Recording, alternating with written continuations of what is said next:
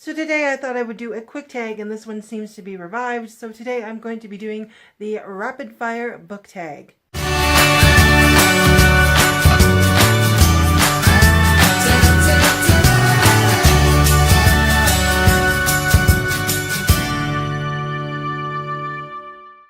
Hey everybody, welcome back to another video. I am doing today another tag video, and that is the rapid fire book tag. Tag seems really interesting to me. I was actually tagged by Melanie to do a different tag, to do the 10 bookish confessions tag, but it seems so similar to other tags and other videos that I wanted to do, so I'm just gonna consider that going to be me doing this in response to that, if that made any sense.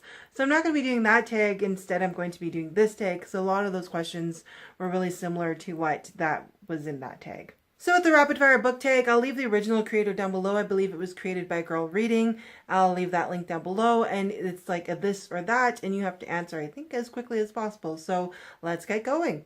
Ebook or physical book? Physical books.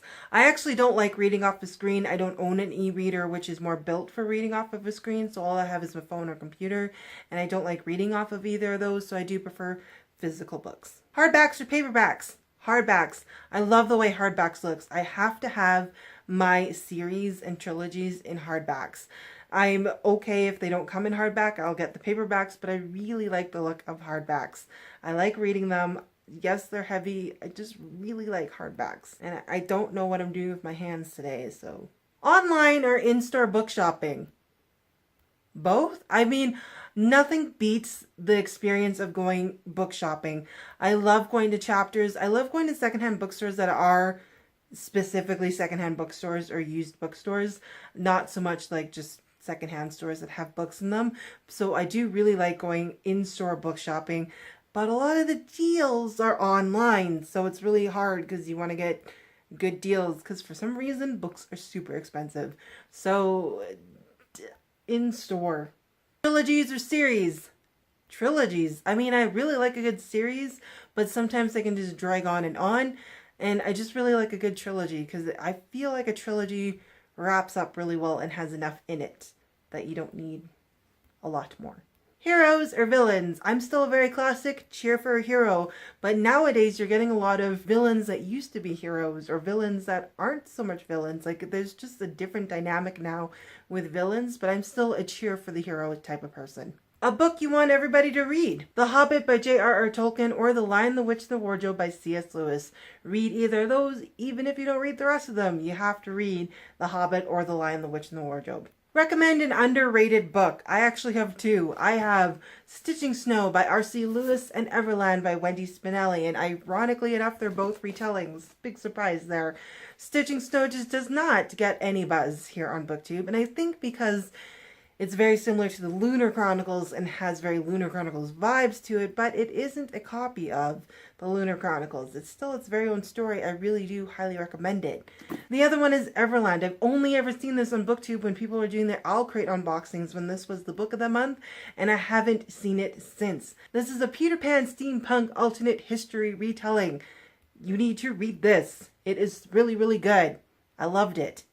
Even if I don't end up liking the series, I did like this first book, so I would be okay with it ending right where it did, because it was very satisfying even with the ending. The last book you finished, and I just finished The Screwtape Letters by C.S. Lewis. I kind of co-read and listened to an audiobook, because if I don't have it read to me for C.S. Lewis's writing kind of goes over my head, so I audiobooked and read it at the same time. The last book you bought, and that would be Lost in a Book, Beauty and the Beast by Jennifer Donnelly, or Beauty and the Beast, Lost in a Book by Jennifer Donnelly.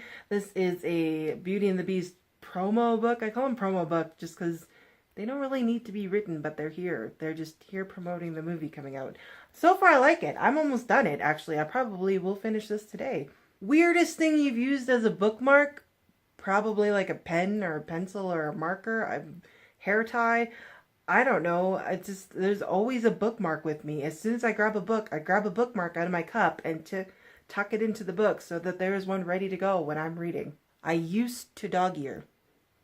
Not anymore. Used books, yes or no? Yes, so much yes. I love going to used bookstores and buying used books, especially if they're in good, decent condition. My entire Inkworld trilogy is used books and they look brand new. Inkworld and Ink Death look brand new. So yes, obviously yes to used books. Top 3 favorite genres. Top 3 genres is YA, fantasy, and retellings. Sort fantasy, maybe? Fantasy, sci-fi?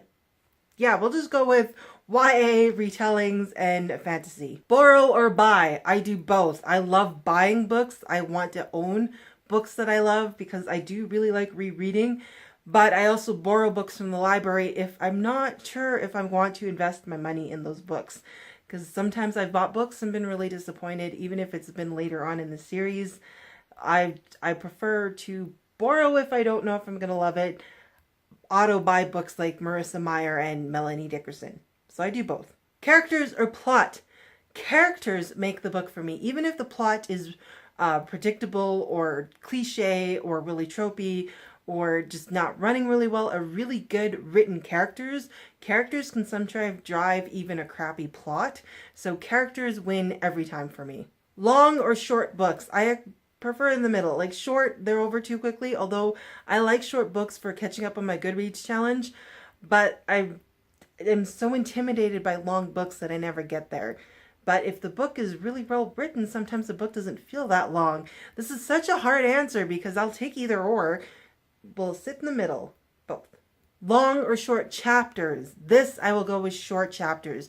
For example, Lost in a Book by Jennifer Donnelly, which I'm currently reading, has ridiculously short chapters. Some of them are like 3 pages, 4 pages, and I just fly through this book, and I can probably read a book in a day if you have shorter chapters rather than longer chapters. I don't know what it is. Short chapters drive a book faster for me than long chapters makes them seem so dragged out, and I almost take more time reading longer chapters. Name the first 3 books you can think of, and I see Heartless back there, I see Entwined, and Silent Songbird by Melanie Dickerson. Do I prefer books that make me laugh or books that make me cry? I prefer books that make me laugh. When I'm reading, it is actually hard for me to have emotional reactions to stuff. Like reading is just reading, and sometimes I don't react emotionally until after the book. So if a book can make me laugh out loud while I'm reading it, it's so much more of a fun story for me if I can evoke emotional reactions while I'm reading the book rather than after reading the book. Our world or fictional world? Of course, fictional world. I read fictional worlds to explore fictional worlds. I love fictional worlds. Narnia, Middle-earth. I mean, the fact that I'm reading a one right now where she goes into a different book, into a world through a book, that is what reading is for me, is entering a world through a book. So I love fictional worlds. Audiobooks, yes or no? Mostly no. I will do a few audiobooks, especially if it's like really over the top, not over the top, but over my head writing, like with C.S. Lewis with his theologies. I do like to listen to audiobooks while I read those, or his space trilogy.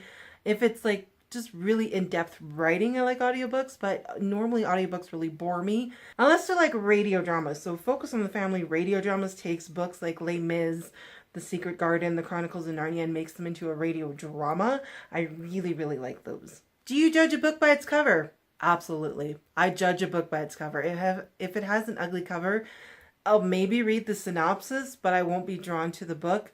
But if the book has a beautiful cover, like the Storm Siren series, I'm keeping these series because I love the colors, not because I like the books. I judge books by their covers. Series or standalones? I do prefer trilogies and series over standalones, unless I'm completely satisfied with standalones, but most standalones are contemporaries, mostly. I haven't seen a lot of fantasy or retellings that aren't standalones, so I do prefer a series over a standalone. So those are all the questions for the rapid fire book tag. I'm not going to be tagging anybody because this tag's been going around forever. But if you haven't done this tag yet, I tag you guys to do this tag. It's a lot of fun. I hope you guys enjoyed that. Let me know in the comments below what any of your answers to these are, or if you've done this tag already. As always, guys, thank you so much for watching. I'll see you next time. Bye.